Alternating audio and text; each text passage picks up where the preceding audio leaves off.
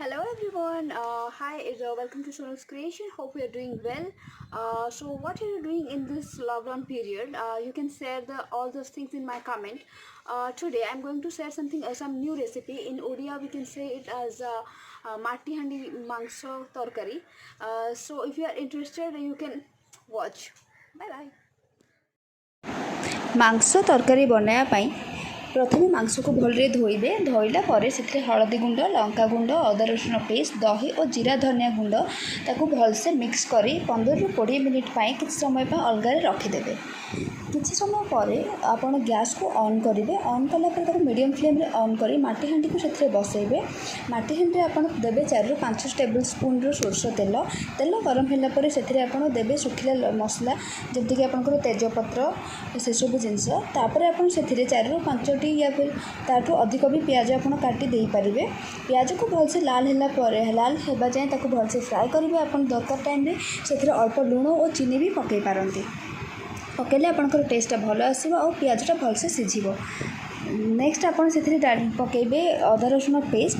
ଅଦା ରସୁଣ ପେଷ୍ଟକୁ ଭଲସେ ଭଲସେ ଫ୍ରାଏ କଲା ପରେ ସେଥିରେ ଆପଣ ଛୋଟ ଗୋଟିଏ ଟମାଟୋକୁ କାଟିକି ଭଲସେ ଫ୍ରାଏ କରିଦେବେ ଓ ସେଥିରେ ଆପଣ ପକାଇବେ ହଳଦୀ ଗୁଣ୍ଡ, ଲଙ୍କାଗୁଣ୍ଡ ଓ ଲୁଣ। ହଳଦୀ ଗୁଣ୍ଡ, ଲଙ୍କାଗୁଣ୍ଡ, ଲୁଣ ଓ ଧନିଆ ଗୁଣ୍ଡକୁ ପକାଇକି ଭଲସେ ତାକୁ ଫ୍ରାଏ କରିଦେବେ। ଭଲସେ ଫ୍ରାଏ ହେବା ପରେ 10ରୁ 15 ମିନିଟ୍କୁ ତାକୁ ପୁରା ସ୍ଲୋ ଫ୍ଲେମ୍ରେ ହିଁ ଫ୍ରାଏ କରିବେ। ଯଦି ଆପଣ ଜାଳଟା ଅଧିକ ଦେଇଦିଅନ୍ତି ମାଟି ହାଣ୍ଡିଟା ଫାଟି ଯାଇପାରେ। ଆପଣ ଦେଖୁଥିବେ କେତେ ସୁନ୍ଦର କଲର୍ ଆସିଲା।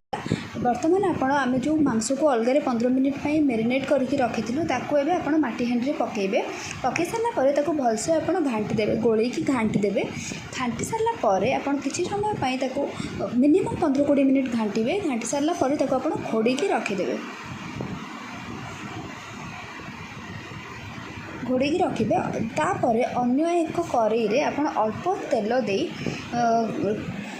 ଆଳୁକୁ କଟା ହେଇଥିବା ଆଳୁକୁ ଆପଣ ଭଲସେ ଫ୍ରାଏ କରିଦେବେ ଲାଲ ହେବା ଯାଏଁ। ସେ କାମ ତ ସରିଲା। ବର୍ତ୍ତମାନ ଆପଣ ଦେଖନ୍ତୁ ମାଂସଟା ବହୁତ ଭଲସେ କଲର୍ ଆସିବା ଷ୍ଟାର୍ଟ କରିଦେଲାଣି। ଆକୁ ଆପଣ ବହୁତ ଭଲସେ ଘାଣ୍ଟି ଦିଅନ୍ତୁ। ଘାଣ୍ଟି ସାରିଲା ପରେ ଆମର ଯେଉଁ ଫ୍ରାଏ ହେଇଥିବା ଆଳୁକୁ ଆମେ ଏଥିରେ ଦେଇଦେବା। ଦେଇଦେଲେ କ'ଣ ହେବ, ମାଂସର ଝୋଳ ସହିତ ମିଶିଲା ପରେ ଆଳୁର ଟେଷ୍ଟଟା ଆହୁରି ବହୁତ ଭଲରେ ଆସିଯିବ। ଆକୁ ଆମେ ଏଇ ପ୍ରୋସେସ୍କୁ ବନାଇବା ପାଇଁ ମିନିମମ୍ 1 ଆୱାର୍ ଟାଇମ୍ ଲାଗେ।